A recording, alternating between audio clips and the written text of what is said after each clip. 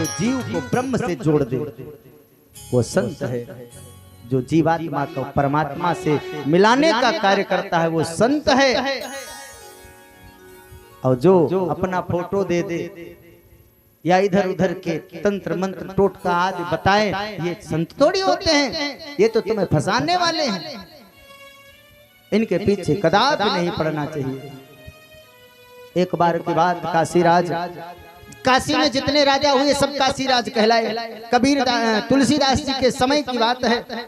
परम श्रद्धेय स्वामी श्री राजेश्वरानंद जी महाराज अपने सत्संग में कहा करते थे, उन्होंने कहा कि काशीराज को काशी के विद्वानों ने कह दिया कि नवग्रह प्रतिकूल है, नवग्रह तुम्हारे अनुकूल नहीं है, सब रुष्ट हो गए हैं, मार्केश योग चल रहा है, महाराज तुम्हें मर जाना है, मौत निश्चित है। काशीराज बहुत दुखी हुए कि अब मर जाऊंगा। किसी को कोई बता दे कि शनि भारी है तुम मर जाओगे तो दुखी होगा ही होगा। काशीराज को बड़ा कष्ट हुआ कि अब तो मर जाना है, मार्केश योग चल रहा है, नवग्रह प्रतिकूल है। पंडितों ने बताया है, काशी के विद्वानों ने बताया है। इतने में किसी ने कहा कि एक विद्वान और हैं। बोले कौन? बोले गोस्वामी श्री तुलसीदास जी महाराज 80 घाट पर डेरा जमाए बैठे हुए हैं, क्यों नहीं जाके उनसे भी मिल लेते। उनके पास आए, काशीराज ने सर रख के चरणों में प्रणाम किया गोस्वामी श्री तुलसीदास जी के। बोले काशीराज क्या बात है? काशीराज ने कहा नवग्रह प्रतिकूल हो गए हैं, कोई ग्रह हमारा साथ नहीं दे रही है, मार्केश योग चल रहा है, मर जाना निश्चित है। महाराज बताओ कोई उपाय। गोस्वामी तुलसीदास जी महाराज ने कहा मर जाना निश्चित है, कहाँ की बात कर रहे हो, ये मृत्यु लोक है। अरे मरना तो सबका निश्चित है, मौत से डर रहे हो। और रही बात ग्रहों की, तो एक बात बताएं काशीराज, 9 ग्रह से ऊपर भी एक ग्रह है। काशीराज और डर गए, बोले 9 ग्रह तो प्रतिकूल थी ही। बाबा के पास आए, बाबा ने एक ग्रह और बता दिया, अब क्या करें। आजकल के बाबा हैं, एक ग्रह फादिल बता देते हैं, इष्टरा बता देते हैं, लेकिन गोस्वामी तुलसीदास जी महाराज हैं, उन्होंने एक ग्रह अलग से बताई, तो वह ग्रह नहीं है, वो उपाय है। काशीराज से कहा कि काशीराज 9 ग्रह प्रतिकूल हैं तो क्या हुआ, 9 ग्रह तुम्हारा कुछ नहीं बिगाड़ सकते, 9 ग्रहों से ऊपर भी एक ग्रह है। बोले कौन? बोले भगवान की अनुग्रह, और जिसके ऊपर भगवान की अनुग्रह हो जाती है ये 9 ग्रह कुछ कर नहीं पाते। जिनके ऊपर भगवान की अनुग्रह हो जाए, 9 ग्रह क्या कर पाएंगे। जब जान के नाथ सहाय करे, जब जान के नाथ सहाय करे, तब कौन बिगाड़ करे नर तेरे। कौन बिगाड़ सकता है। सूरज मंगल सोम भृगु सुत, रवि और गुरु बरदायक तेरो, राहु केतु की नहीं गम्यता, होत शनिचर संग सबेरो। कुछ नहीं कर पाएंगे। अरे जब जानकी नाथ सहाय करे, तब कौन बिगाड़ करे नर तेरो। कौन बिगाड़ सकता है तुम्हारा। जाओ जानकी नाथ के चरणों में गिर जाओ। काशीराज भगवान श्री सीताराम जी के चरणों में गिर गए और बहुत दिनों तक राज किया, बहुत दिनों तक राज किया। कहने का तात्पर्य है हमें इधर उधर मन को नहीं भटकाना चाहिए, जितना हो सके परमात्मा को समय दो। ये जैसे हमारा जन्म हुआ है, जैसे हमारा पंच भौतिक शरीर है, 200 रुपए कपड़ा खरीदो, चाहे डॉक्टर बन जाओ, चाहे वकील बन जाओ, 200, 250, 300, 500 का कपड़ा लगना है। डॉक्टर का कपड़ा सिला लो, सब लोग डॉक्टर साहब कहने लगेंगे। वकील का कपड़ा पहनो, जो नहीं पहचानते बेचारे वकील कहेंगे ही कहेंगे। लाल पीला पहन लो, सब लोग जय सच्चिदानंद कहने लगेंगे। प्यारे, कपड़ा बदलने से कुछ नहीं होता है। जिसका मन नहीं बदला हो, काहे का संत, काहे का भक्त।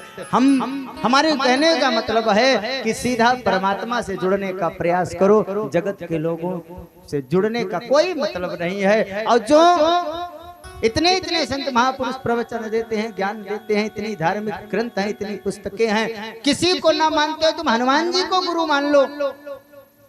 और हनुमान जी ऐसे संत हैं जो भगवान से जरूर मिला देंगे। हनुमान जी ऐसे संत हैं जो भगवान से जरूर मिला देंगे, उनका काम ही यही है। अरे गोस्वामी तुलसीदास जी को राम जी से मिला दिया। विभीषण जो राक्षस कुल में जन्म लेकर के आया, उसको राम जी से लाके मिला देते हैं।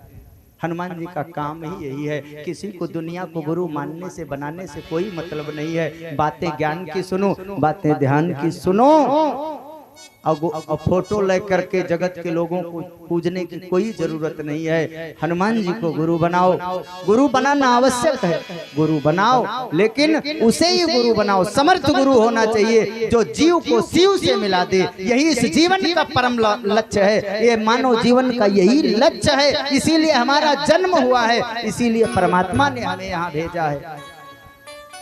आज परीक्षित से गलती हो गई। परीक्षित ने एक नकली असली संत को नकली समझ लिया। सोचा कि एक राजा के आदेश का पालन नहीं हो रहा है, बुद्धि में कली प्रवेश कर गया है। कली कौन है? बोले कलिना अधर्म मित्रेणा, कलयुग अधर्म का मित्र है, अधर्म प्रवेश कर गया है। परीक्षित की बुद्धि में ऐसे धर्मात्मा राजा ने आज मरा हुआ सर्प उठाया और गले में लपेट दिया महाराज समीक के। और जैसे ही समीक मुनि के गले में सर्प लपेटा, लपेट करके चल दिए।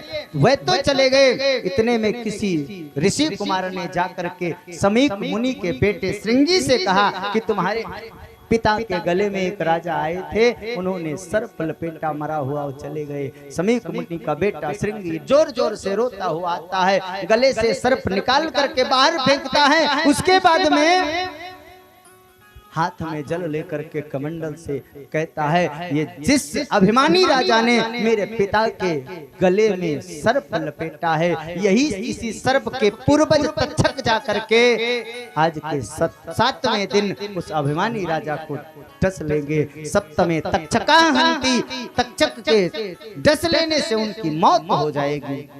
श्राप दे दिया ब्राह्मण ने। आज ब्रह्म बाण चला दिया, वाणी द्वारा बाण चला दिया। एक ब्राह्मण ने परीक्षित के ऊपर ब्रह्म बाण चलाया था, आज एक ब्राह्मण कुमार ने वाणी रूपी बाण चला दिया। थोड़ी देर के बाद समीक मुनि समाधि से जगे, देखा कि उनका बेटा श्रृंगी जोर जोर से रो रहा है। क्या हुआ बेटा? बोले क्या बताऊं पिताजी, आप समाधि में बैठे हुए थे, यहाँ पर एक राजा आए और मरा हुआ सर्प आपके गले में लपेट करके चले गए। देखिए तो साहस, आजकल संत भी सुरक्षित नहीं है। क्या हुआ बेटा? कोई बात नहीं, महाराज आए, महाराज की सारी प्रजा उनके बेटे के समान है, हमें उनका स्वागत करना चाहिए। स्वागत नहीं कर पाए, अगर उन्होंने सर्प लपेट ही दिया तो क्या बात है, कोई बात नहीं। नहीं पिताजी, मैंने तो उन्हें जो दंड देना था दे दिया। आज उसके 7वें दिन तक्षक उन्हें जाकर के डस लेगा, 7वें दिन उसकी मौत हो जाएगी। अब समीक जी को तो ऐसे लगा मानो करंट लग गया हो। समीक मुनि ने कहा, कौन था आखिर, किसको तुमने श्राप दे दिया बिना सोचे विचारे? पता किया तो पता लगा कि परीक्षित को श्राप मिल चुका है। बोले बेटा, अब इस भारत वर्ष में ऐसा धर्मात्मा राजा दूसरा होने वाला नहीं है। तुमने क्या कर दिया, क्या कर दिया तुमने? परीक्षित को श्राप दे दिया, ये तो बहुत गलत हुआ। अपने गौरमुख नाम के शिष्य को बुलाया है समीक मुनि ने और कहा, अब जो ब्राह्मण के मुख से निकल गया वो होना निश्चित है, और शायद परमात्मा को भी यही मंजूर था, तभी इसके मुख से निकला। क्यों? क्योंकि होई है सोई जो राम रचिरा, वही होता है जो परमात्मा ने लिख रखा है। हम आप तो माध्यम हैं, हमसे पाप हो गया, हमसे पुण्य हो गया, ये हमें नहीं सोचना चाहिए। अरे हमसे ये कर्म हो रहा है, इसमें परमात्मा की इच्छा है, नहीं तो हमने इस जीवन में, मैं अपनी बात कर रहा हूँ, बबलू भैया तो जानते हैं और इस गांव के लगभग सभी लोग जानते हैं कि हमने अपने इस जीवन में ऐसा कोई सत्कर्म ही नहीं किया कि मैं यहाँ बैठ जाऊं। लेकिन ये परमात्मा की मर्जी है, किससे क्या करवाना है ये निर्धारित करने वाले बैठे हैं। इसमें व्यक्ति की कोई मर्जी नहीं है, इसमें हमारी आपकी कुछ नहीं चलनी है। आज समीक मुनि ने कहा गौरमुख से कि जाकर के परीक्षित को बता दो कि 7 दिन में अपनी मुक्ति का कोई उपाय कर लें। 7वें दिन उनकी तक्षक के डसने से मृत्यु हो जानी है। गौरमुख दौड़ करके आए। इधर परीक्षित पहुंच गए अपने महल में। जैसे ही वो सोने का मुकुट उतारा और उतार करके रखा, जैसे ही वो मुकुट उतार करके रखा, तुरंत ऐसा लगा कि क्या बहुत बड़ी गलती कराए हम। अरे मैंने तो एक संत के गले में मरा हुआ सर्प लपेट दिया, मुझसे बहुत बड़ी गलती हो गई। अब क्या करूं, क्या करूं?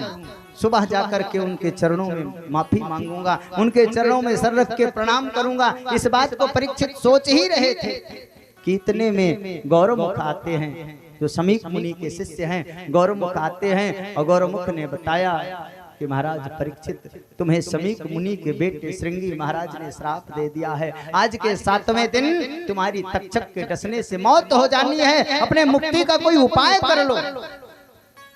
परीक्षित के आंखों से आंसू की धार निकल पड़ी। बोले धन्य है समीक मुनि के वो बेटे श्रृंगी जी महाराज। अरे मैं तो 7 पल भी इस शरीर को नहीं रखना चाहता, मैं 7 सेकंड भी अपने इस शरीर को नहीं रखना चाहता। मेरे इस पंच भौतिक शरीर से इतना बड़ा अपराध हो गया, जिसे तुरंत जल करके भस्म हो जाना चाहिए, उसे 7 दिन में मरने का श्राप दिया है। उस ऋषि कुमार ने प्रणाम किया उन संत देवता को और वापस कर दिया। आए हैं अपने पत्नी के पास। परीक्षित जी ने अपनी पत्नी से कहा, जानती हो इस दुनिया का कोई भी जीव अपने छाती पर हाथ रख के यह नहीं कह सकता कि अगले पल क्या होने वाला है, लेकिन इस धरती का सबसे भाग्यशाली पुरुष मैं हूँ, जो आज अपने सीने पर हाथ रख के यह कह सकता हूँ कि आज से 7 दिन तक मेरा काल भी बाल बांका नहीं कर सकता। क्यों? क्योंकि एक संत ने आशीर्वाद दिया है, 7 दिन तक मेरा बाल बांका नहीं हो सकता, काल भी स्वयं क्यों ना आ जाए। इतना बड़ा विश्वास। अपने जन्मेजय बेटे को आनन फानन में राजा बनाया और तुरंत घर को छोड़ करके पीला वस्त्र पहना और निकल पड़े। गंगा जी के किनारे पहुंच रहे हैं। इधर संत महात्माओं को पता चला कि परीक्षित को, संत महात्माओं को पता चला कि परीक्षित को 7 दिन में मरने का श्राप लगा हुआ है। सब दौड़ पड़े, सब दौड़ पड़े। परीक्षित जी आज गंगा जी के किनारे खड़े हैं और देख रहे हैं चारों तरफ से संत दिखाई पड़ रहे हैं। सब परीक्षित को देखने के लिए आ रहे हैं।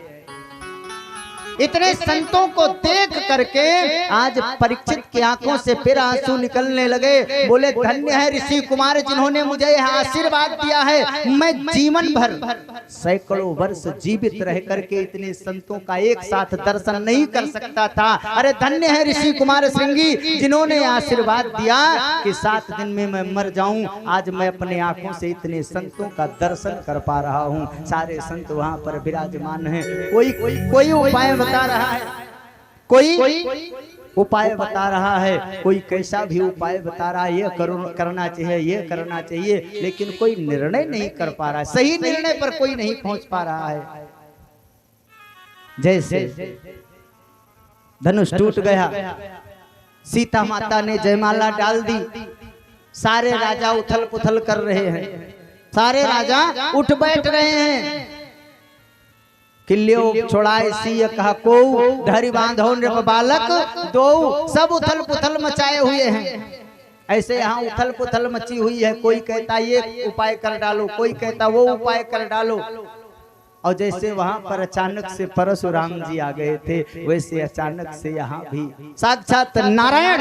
ये नहीं लिखा भागवत जी में कि सुखदेव जी आए, ये नहीं लिखा है जैसे एक बार ब्राह्मण कुमार ने ब्रह्मबाण चलाया था तो नारायण भगवान ने स्वयं परीक्षित की रक्षा की थी, उसी प्रकार आज स्वयं नारायण तत्राभवत भगवान व्यास पुत्र,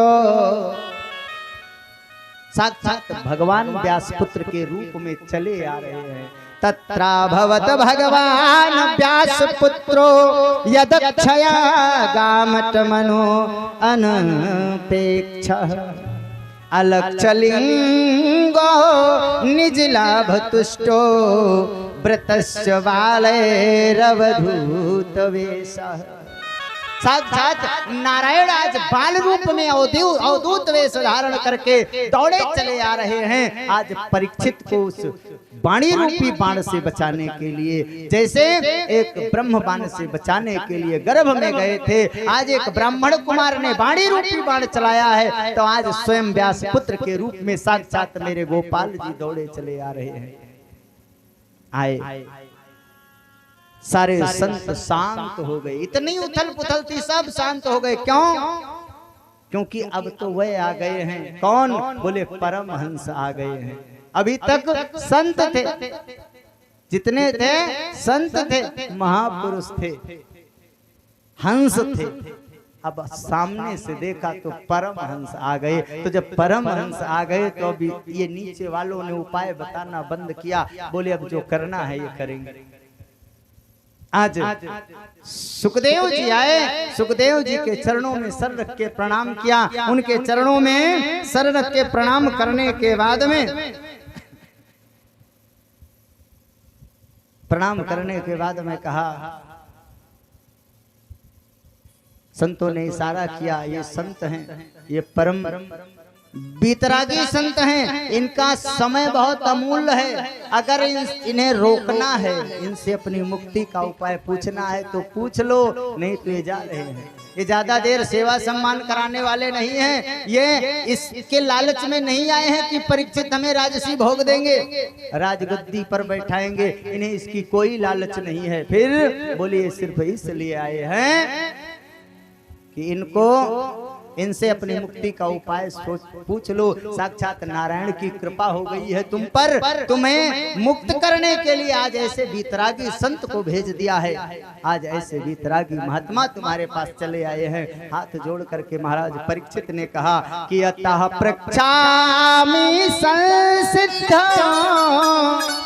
योगी नाम परमं गुरु पुरुषस्य हयत कार्य म्रियमाणस्य सर्वदा। अपने मुक्ति का उपाय ही नहीं पूछा। परीक्षित जी ने नाम ही नहीं लिया कि मुझे तक्षक आके काटेगा, 7 दिन में मैं मर जाऊंगा।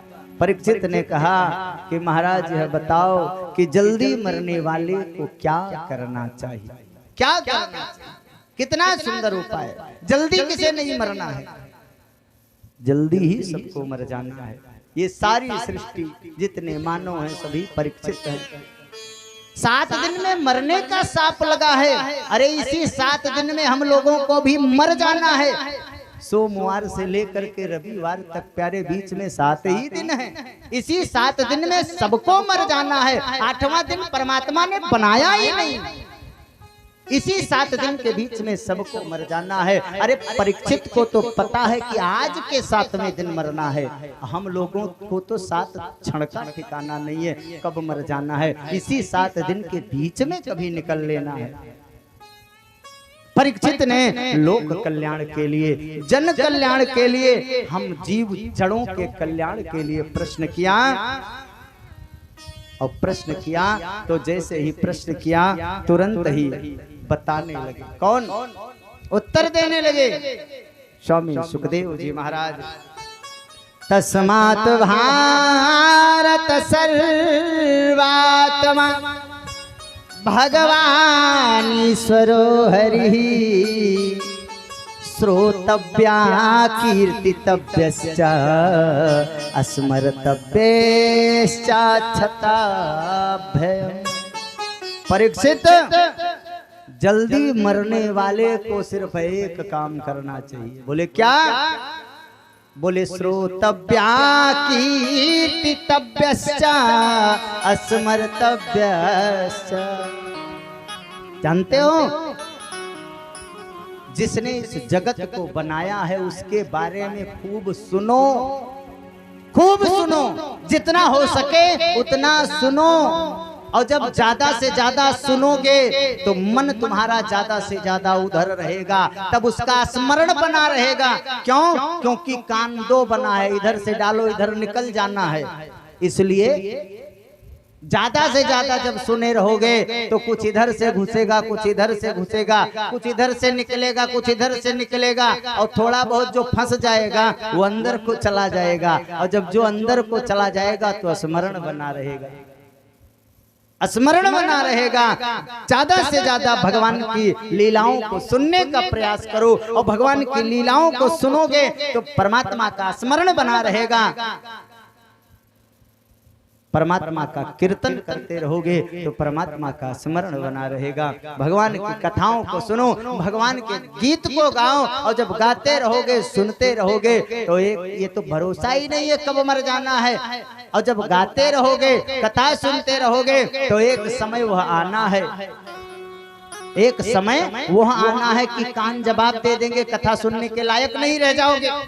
एक समय वह आएगा जब कीर्तन नहीं कर पाओगे, हाथ नहीं हिलेगा, जिह्वा नहीं हिलेगी। यद्यपि ऐसा भी समय आ जाता है कि पैरालाइसिस हो जाता है, शरीर के सारे अंग शिथिल पड़ जाते हैं, सब अंग काम करना बंद कर देते हैं। तो प्यारे तब क्या काम आएगा? बोले तब स्मरण काम आएगा। लेकिन स्मरण कब होगा? जब खूब सुने रहोगे, जब खूब सुने रहोगे, खूब कीर्तन किए रहोगे। तो प्यारे जल्दी मरने वाले को ज्यादा से ज्यादा कथा सुननी चाहिए और ज्यादा से ज्यादा भगवान का संकीर्तन करना चाहिए। करते करम करो विधि नाना, मन राखौ जहाँ कृपा निधाना। अपने कामों को करो। कौन कहता है कि कामों को छोड़कर राम को भजो? राम को भजो, काम करते रहो, नाम भजते रहो, कोई मतलब नहीं है। उसके बाद में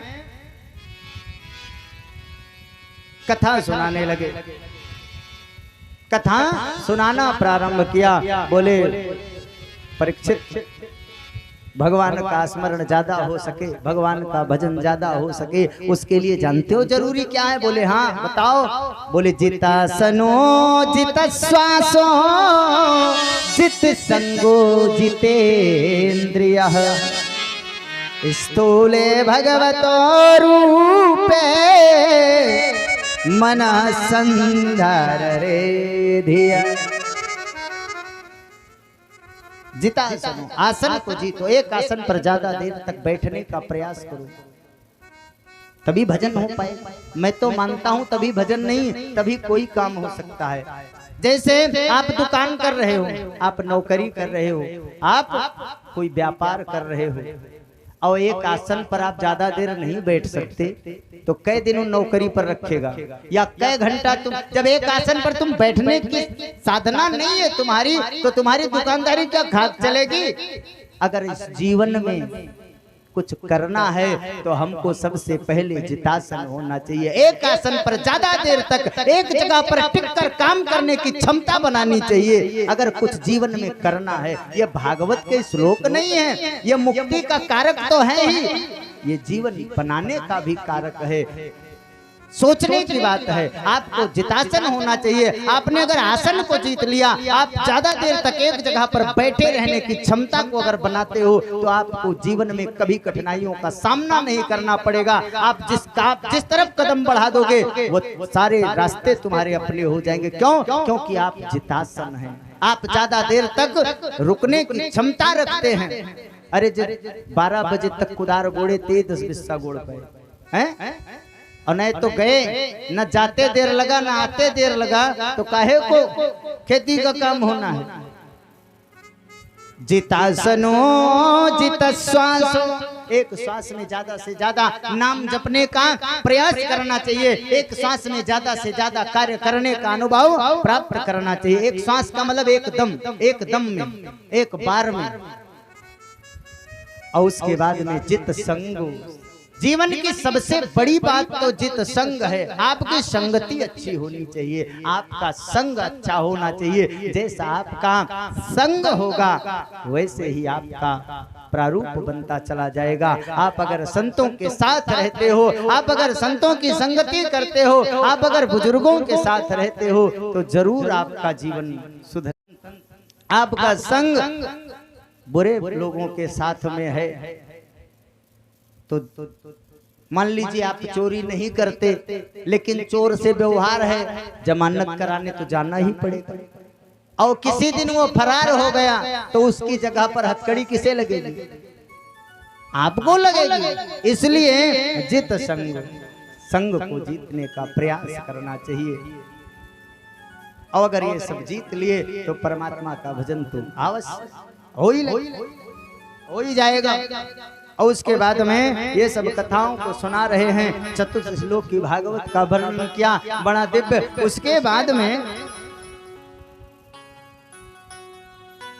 20 मिनट का आप लोग समय दो, तो विदुर जी की कथा, इसीलिए थोड़ा जल्दबाजी में कह रहा हूँ। 20 मिनट का समय आप लोग दो, और 20 का 21 नहीं होता है, 20 का 20 ही होता है। हमारे यहाँ नियम के पाबंद है, वैसे कोशिश करते हैं समय का। ये नहीं कि 5 मिनट कह के 5 घंटा क्रॉस कर जाए, वो सब बात नहीं है। वैसे अभी ये गर्मी का मौसम है, कोई बहुत वैसी बात नहीं है। 2-1 पंखा जजमान जी से कहेंगे कल उधर भी लगाएंगे। आया है 4-5 पंखा, पता नहीं कहीं कमरों में लगा होगा। ये भागवत जी का वर्णन करते करते परीक्षित जी ने सुखदेव जी से पूछा कि महाराज आप भागवत सुना रहे हो, हम सुन रहे हैं, ठीक है, हमारे कुछ पल्ले पड़ रहा है या नहीं पड़ रहा है आपको कैसे पता चलेगा? बोले एक काम करो, अभी तक तुम पूछ रहे थे, मैं बता रहा था, अब मैं पूछूंगा, तुम बताओ। परीक्षित ये बताओ कि परमात्मा किसे जल्दी मिलते हैं? परीक्षित ने कहा कि जो ज्यादा नहाता हो दिन में 4-5 बार, परमात्मा उसे जल्दी मिल जाते होंगे। या जो ज्यादा पढ़ा लिखा हो, वेदों का अध्ययन जिसने किया हो, वेद वेदांग परायण हो, उसको परमात्मा जल्दी मिल जाते होंगे।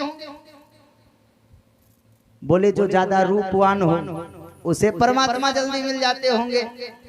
बोले परमात्मा जो बलवान होता हो उसे मिल जाते होंगे। अब अभी एक स्थान पर रुक नहीं रहे हैं, बताते चले जा रहे हैं। बोले महाराज या तो हो सकता है परमात्मा धनी लोगों को जल्दी मिल जाते होंगे। तो सुखदेव जी ने कहा कि अगर ज्यादा नहाने वाले को भगवान मिलते होते तो जिन व्याधों को राम जी ने गले लगाया वे जाड़े के महीने में नहाते ही नहीं थे बेचारे। जाड़े के महीने में वे नहाते ही नहीं थे। और अगर विद्या वालों को मिलते होते तो गजेंद्र किस डिग्री कॉलेज में पढ़ने गया था? कहीं नहीं पढ़ा, पर स्कूल ही नहीं गया, कोई वेद नहीं पढ़ा, और गोपाल उसको मिल गए। बोले अगर ऊंची बिरादरी वाले को मिलते होते तो विदुर जी तो दासी पुत्र थे, उनके यहाँ कैसे आ गए? बोले अगर बलवान लोगों को मिलते होते तो उग्रसेन को कैसे मिल गए, जिनके बेटे ने उन्हें बंदी गृह में डाल दिया था। अगर रूपवान लोगों को मिलते होते तो कुब्जा का संग कन्हैया कदापि न किए होते, कुब्जा को कैसे मिल गए? अगर धनी को मिलते होते तो सुदामा जैसे गरीब को गोपाल काहे को मित्र बनाते, काहे को सखा बनाते?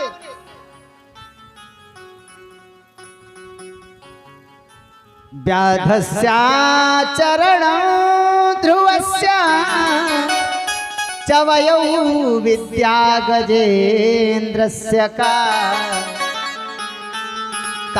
जाति यादौ का जाति विदुरस्य यादौ पते रुग्रस्य किं पौरुषम् कुब्जाया किं तत्र रूपमधिकं किं तत्सुदाम्नो धनम्। परीक्षित ने हाथ जोड़ा, महाराज अगर ये सब आप जो तर्क दे रहे हो तब भगवान मिलते किसको हैं? बोले भगवान जानते हो किसको मिलते हैं? अरे भक्तया तु सती केवलम भक्ति प्रयोर माधवा। कन्हैया को सिर्फ भक्त पसंद है, गोपाल जी को सिर्फ भक्ति पसंद है। कन्हैया को कितना पढ़ा लिखा है, कितना गोरा है, कितना काला है, कहां से आया है, कौन सी बिरादरी का है, किस गोत्र का है, नहाया है कि नहीं नहाया है, इससे कोई मतलब नहीं है। कन्हैया को तो अपने भक्त प्यारे हैं। भक्तया तु सती केवलम भक्ति प्रयोर माधवा। कन्हैया को अपने भक्त पसंद हैं, कन्हैया को भक्ति करने वाले पसंद हैं, उन्हें किसी अन्य चीज से कोई मतलब नहीं है। अगर बिरादरी देखते होते तो विदुर के आ जाते। परीक्षित जी ने हाथ जोड़ा और हाथ जोड़ करके कहा कि गुरुदेव, ये जो विदुर जी थे ये तो हमारे वंश से संबंध रखने वाले थे। आप विदुर जी के बारे में थोड़ा सा उनके जीवन के बारे में प्रकाश डालिए। कन्हैया हमारे विदुर जी के यहाँ कैसे आए, साग कैसे खाए, उनके यहाँ केले के छिलके कैसे खाए। अब उन्होंने बताना प्रारंभ किया।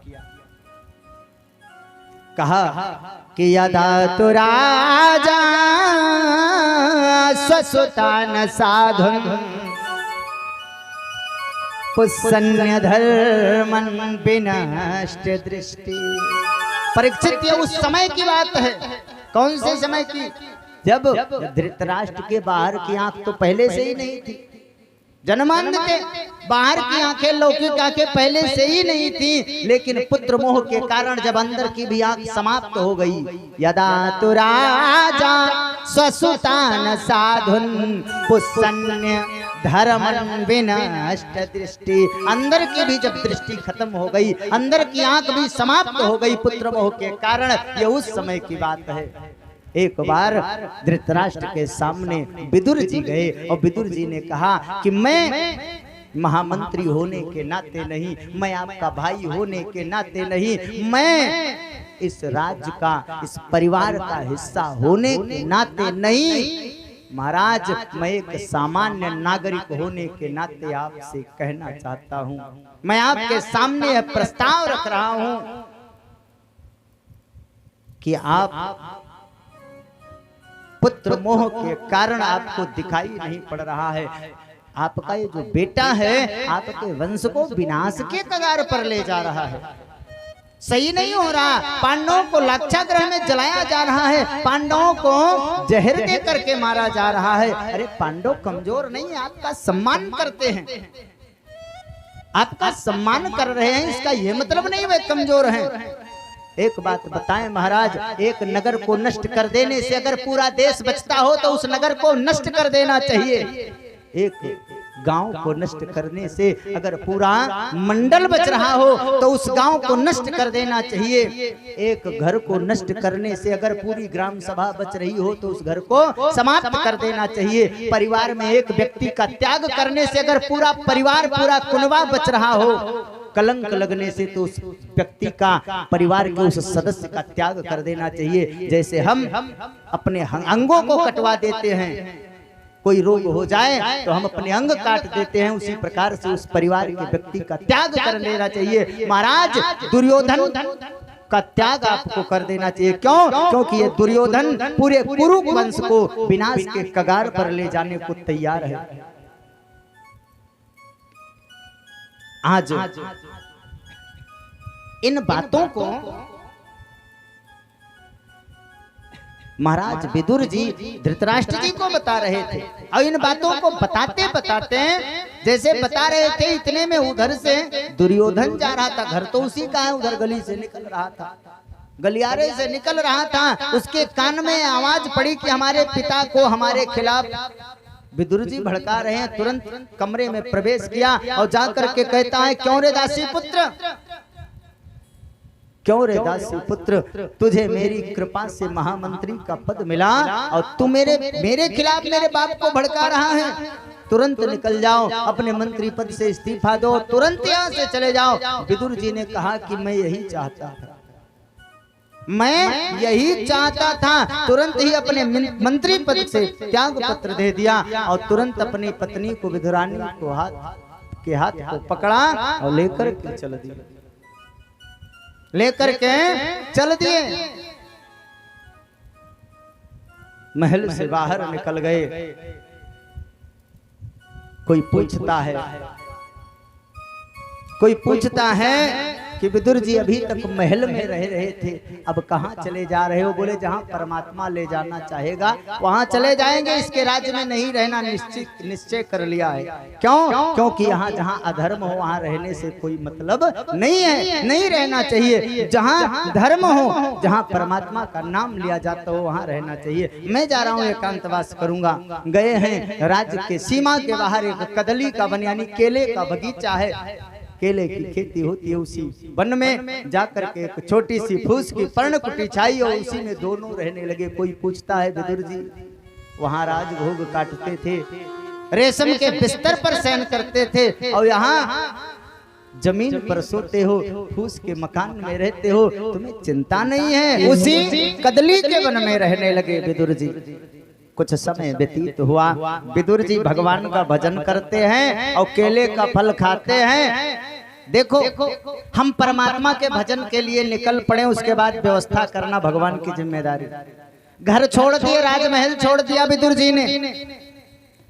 अब चिंता आती कि भोजन कैसे बनाएंगे, भोजन की व्यवस्था करेंगे कि भजन का मन बनाएंगे, भजन की व्यवस्था करेंगे। परमात्मा ने कहा तुम भजन की व्यवस्था करो, भोजन की व्यवस्था हम करेंगे, तुम्हें पकाना भी नहीं पड़ेगा।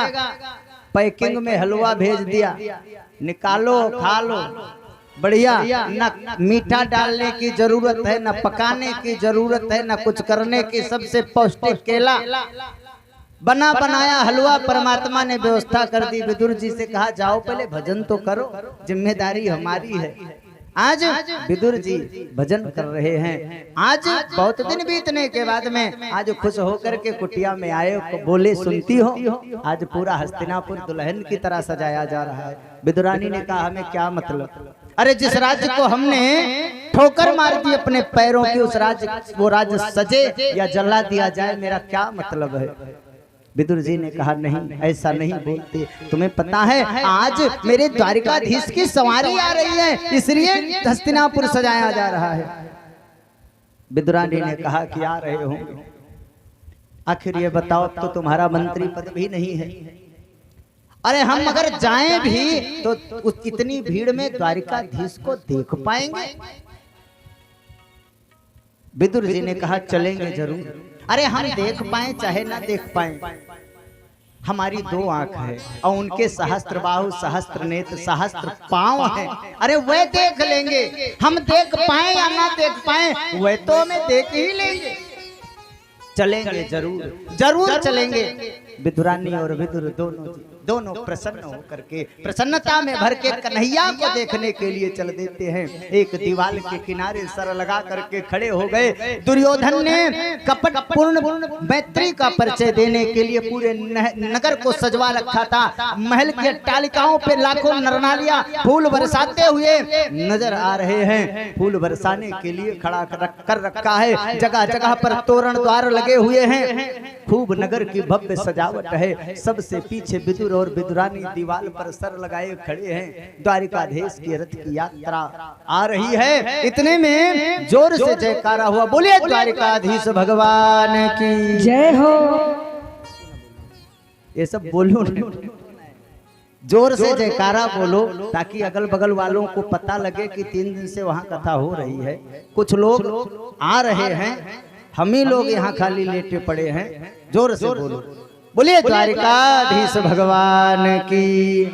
हाँ ऐसा बोलो जय लागे कि वहां कोई है, हैं? आज जैसे ही जयकारा लगा और भीड़ में खलबली मच गई।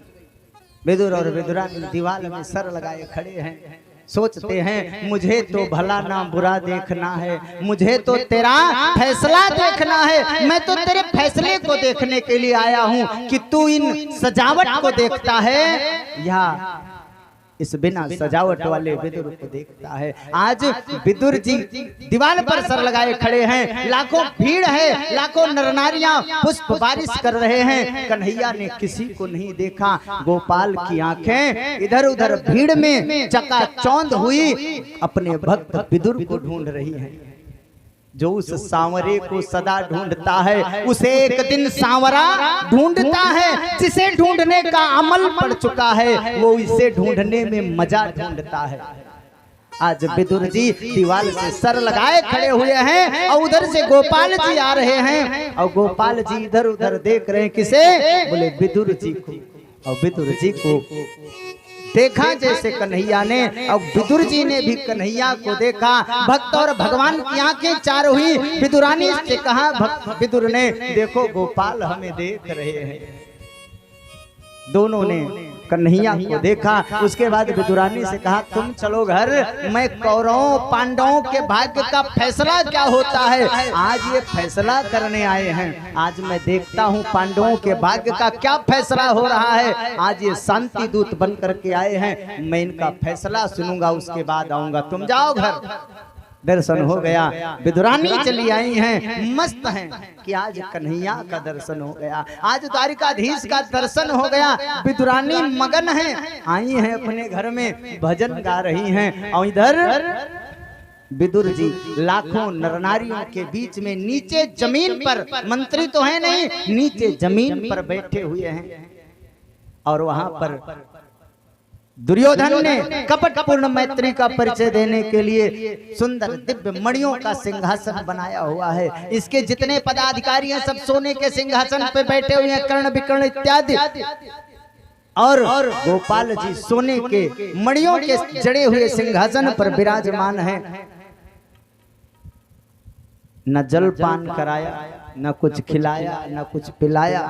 बैठते ही दुर्योधन ने कहा, गोपाल आपके आने का कारण नहीं जान पाए। आपका हमारे इस हस्तिनापुर में स्वागत है, लेकिन आपके आने का कारण नहीं जान पाए, क्यों आए हो? कन्हैया ने कहा, मैं शांति दूत बन करके आया हूँ। मैं ये चाहता हूँ कि तुम दोनों भाई लड़ो मत, झगड़ा न करो, शांत हो जाओ। दुर्योधन ये बताओ, ये जो पांडव हैं तुम्हारे सगे काका के लड़के हैं ना? दुर्योधन ने कहा, हाँ सगे काका के लड़के हैं। तो भाई हुए? बोले हाँ। बोले अगर भाई हुए तो आधा राज्य इनका है कि नहीं है? मानो तो आधा राज्य इनका है। दुर्योधन एक बात मैं तुम्हें स्पष्ट रूप से बता देना चाहता हूँ। जो जहर जानते हो, जहर खाने से जो जहर खाता है वो मर जाता है। एक व्यक्ति जो जहर खाएगा वो मर जाएगा, ये उसका प्रभाव है। लेकिन ये जो भाई का अंश है ना, इसे जानते हो, ये जहर से भी बड़ा जहर है। इसको जो खाएगा इसकी पीढ़ियां तबाह हो जाती हैं। विदुर, दुर्योधन, ये जो भाई का अंश खाता है उसकी पीढ़ियां तबाह हो जाती हैं। कभी ये गलती मत करना। और दूसरी बात, तुम्हें लालच आ गई है तो तुम पूरा राज्य ले लो। सिर्फ 5 गांव, सिर्फ 5 गांव मेरे कहने से पांडवों को दे दो। मैं उन्हीं 5 गांवों में उनको संतुष्ट करने का प्रयास करूंगा, संतुष्ट कर दूंगा, ये मेरा वादा है। इतने में मामा शकुनी ने दुर्योधन के कान में आकर के कुछ कहा तो मूर्ख और शंख फूकने पे बोलते हैं। मूर्ख और शंख फूकने पे बोलते हैं। तुरंत बोल उठा, सुचक्रेण वदास्यामि बिना युद्धेन केशवः। कन्हैया क्या बात करते हो राज देने की? अरे मैं बिना युद्ध के सुई के आगे के भाग के बराबर जमीन नहीं दूंगा, तिल मात्र भूमि नहीं देने को तैयार हूं। तुम बात करते हो राज्य देने की? नहीं दे सकता। यद्यपि वहां पर कुछ बातें और हुई। अब चूंकि ये विदुर प्रसंग है इसलिए अन्य बातों को उधर आगे ज्यादा गहराई में न जाते हुए विदुर जी इन बातों को सुने और उसके बाद में विदुर जी भी उठ करके चलने को हुए। इतने में कन्हैया से दुर्योधन ने कहा कि छोड़ो इन राजपाट की बातों को। मेरी माता गांधारी ने अपने हाथों से मिष्ठान बनाए हैं, अपने हाथों से व्यंजन बनाए हैं। चलो ये राजपाट की बातें बाद में होती रहेंगी, कुछ भोजन प्रसाद कर लिया जाए। कन्हैया ने कहा, दुर्योधन भोजन सिर्फ 2 परिस्थिति में होता है। कौन सी? एक पहली परिस्थिति यह है कि खिलाने वाले के मन में श्रद्धा हो, खिलाने वाले के मन में श्रद्धा हो। दूसरी स्थिति यह है कि खाने वाले को बहुत जोर की भूख लगी हो, ना तो तेरे मन में श्रद्धा है और ना मेरे को बहुत ज्यादा भूख लगी है, और आज तो खाने का प्रश्न ही नहीं बनता। वो विदुर जी जा रहे हैं, अरे उनके यहाँ आज मेरा निमंत्रण है। दुर्योधन जोर से ठहाका मार के हंसा और बोला, जिसके अपने खाने का ठिकाना नहीं वो तुम्हें क्या खिलाएगा। विदुर जी के आंखों से आंसू की धारा निकलने लगी कि अरे गोपाल आज मेरी कुटिया पर भोजन करेगा। भगे, सभा को छोड़ करके दौड़ लगा दी। विदुर जी ने गए हैं गोप लोगों की बजरिया में, कहीं से खोए के लड्डू खरीद रहे हैं, कहीं से माखन खरीद रहे हैं, कहीं से मिश्री खरीद रहे हैं, कहीं से पेड़े खरीद रहे हैं, कहीं से दही खरीद रहे हैं। सारी चीजें खरीद रहे हैं गोपाल के भोग लगाने की सामग्री को। इधर और सीधा विदुर जी के घर पहुंच गए। विदुर जी तो अभी गोप लोगों की बजरिया में मार्केटिंग कर रहे हैं, सामान खरीद रहे हैं, और कन्हैया इनके घर पहुंच गए। विदुरानी स्नान कर रही थी। कन्हैया ने जोर से सांकल बजाई, बोले काका जी, काकी जी, दरवाजा खोलो। विदुरानी के कानों में जैसे ये शब्द सुनाई पड़े, तुरंत पहचान गई, अरे ये तो मेरा गोपाल बोल रहा है, मेरा द्वारिकाधीश मेरे द्वार पर आया हुआ है। साक्षात नारायण आज हमारे द्वार पर आए हुए हैं। नहा रही थी, गीले ही वस्त्रों में चली आई, सांकल खोली। कन्हैया ने अपनी पीताम्बरी उठा करके विदुरानी को ओढ़ा दी।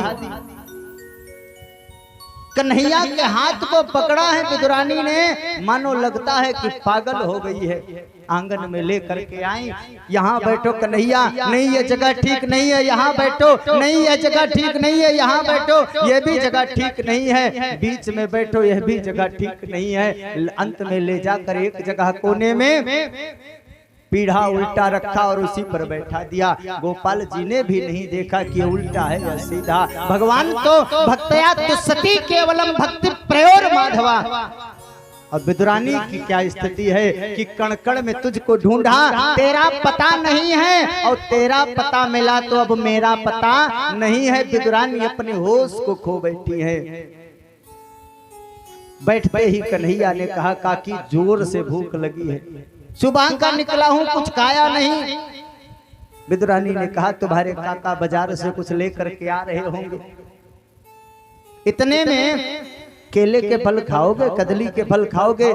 कन्हैया ने कहा, कुछ भी मिल जाए, भूखे को तो रूखा सूखा जो मिल जाए वही ठीक। दौड़ करके गई हैं, बाग से एक डलिया में कदली के फल लेकर के आई हैं। सामने केले का पत्तल बिछाया और केले को छील रही हैं, और छील करके विदुरानी केले के जो गिरी है उसको फेंक रही है, और केले के छिलकों को पत्तल में रख रही हैं। और भगवान और भक्त दोनों प्रेम में इतने पागल हुए कि कन्हैया ने भी ध्यान नहीं दिया, उसी केले के छिलके का भोग लगाए चले जा रहे हैं। एक खाया, दो खाया, 4, 10, 5 खा गए, और खाने के बाद में इतने में द्वार पर पुनः सांकल बजी।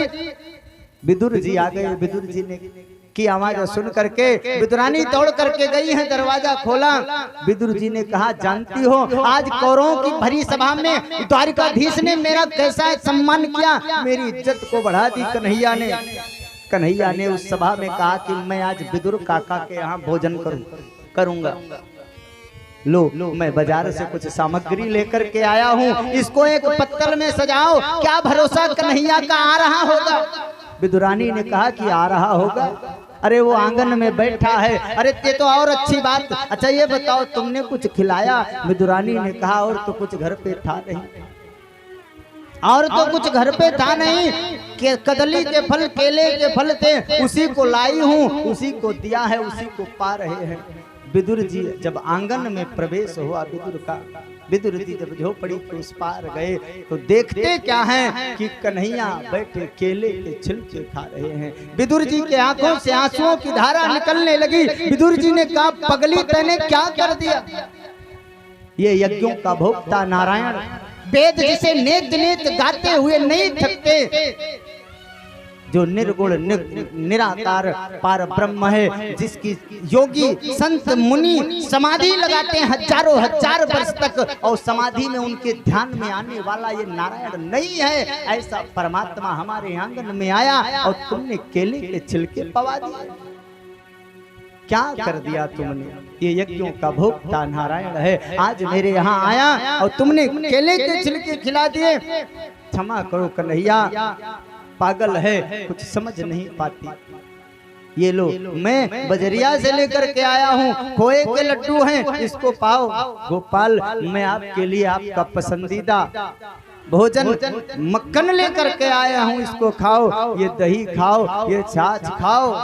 कन्हैया ने एक दो खाया, उसके बाद में विदुर जी ने कहा कि ये बताओ, ये अच्छा लग रहा है कि नहीं, कहीं बासी तो नहीं दे दिया दुकानदार ने?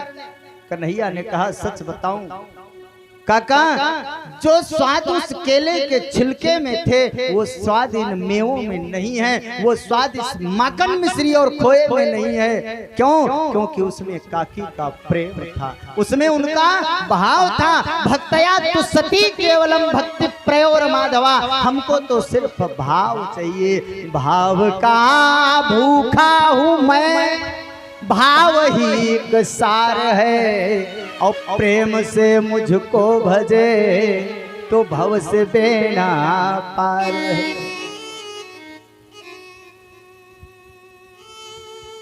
हमें सोचना चाहिए, भाव भाव ऐसा दो अक्षर का ये शब्द भाव, सोचना चाहिए। सोचो, हम लोग कितनी बड़ी भूल करते हैं। अभी बाजार में चले जाओ, वजीरगंज बाजार में,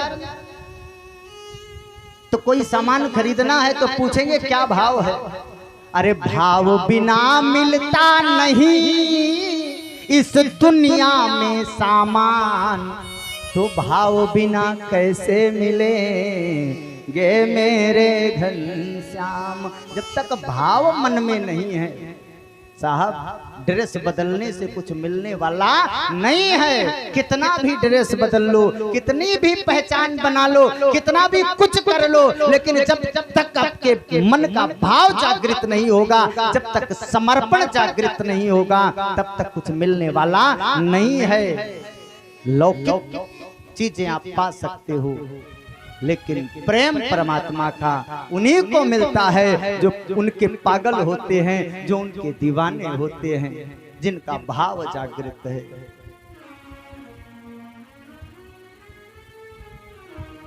किस लिए आस छोड़े कभी ना कभी, किस लिए आस छोड़े कभी ना कभी, क्षण विरह के मिलन में बदल जाएंगे।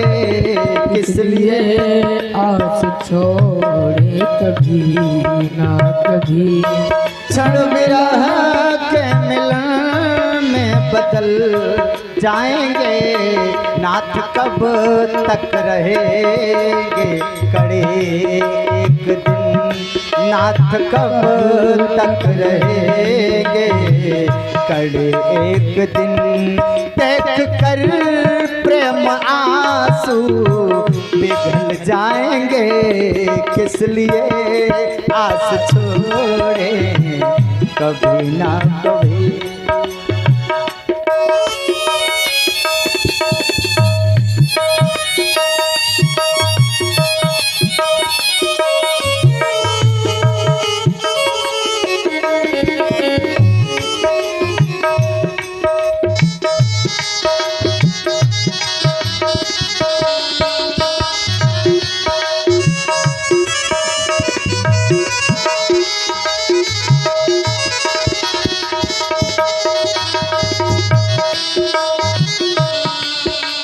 बोले कृष्ण कन्हैया लाल की जय हो। परमात्मा के चरणों में प्रेम करना चाहिए, भाव होना चाहिए, श्रद्धा होनी चाहिए। ये जब कन्हैया इस धराधाम को छोड़ करके जाने लगे तो उद्धव ने पूछा कि गोपाल जी आपके इतने अवतार हुए, जिसमें 2 अवतार श्रेष्ठ, एक मर्यादा पुरुषोत्तम भगवान राम का, दूसरा लीला पुरुषोत्तम भगवान श्याम का। ये बताओ इन दोनों अवतारों में आप जहाँ गए वहाँ मेहमानी हुई? सब जगह आपका अच्छा अच्छा भोग लगा, ये बताओ आपको अच्छा भोजन कहाँ का लगा? तो कन्हैया ने कहा कि यद्यपि यही संसार में व्यंजन बहुत प्रकार, यक सबरी यक विदुर घर, उदर भरो दुई बार। सिर्फ 2 बार, सिर्फ 2 बार मेरा पेट भरा, बाकी भोजन की तो कोई गिनती ही नहीं है। क्यों पेट भरा? क्योंकि यहाँ पर भक्तया तो सती केवलम भक्ति प्रयोर माधवा, यहाँ पर भक्ति की प्रधानता थी, यहाँ पर ज्ञान नहीं था, यहाँ पर कोई अभिमान नहीं था, यहाँ पर कोई मतलब नहीं है, यहाँ सिर्फ भक्तया तो सती केवलम भक्ति प्रयोर माधवा। आपको कुछ बनने की जरूरत नहीं है, अगर आप भक्त बन जाओ, सिर्फ भक्त बनना है। इससे आगे का प्रसंग अब विदुर जी मैत्रेय मुनि के पास जाएंगे। कल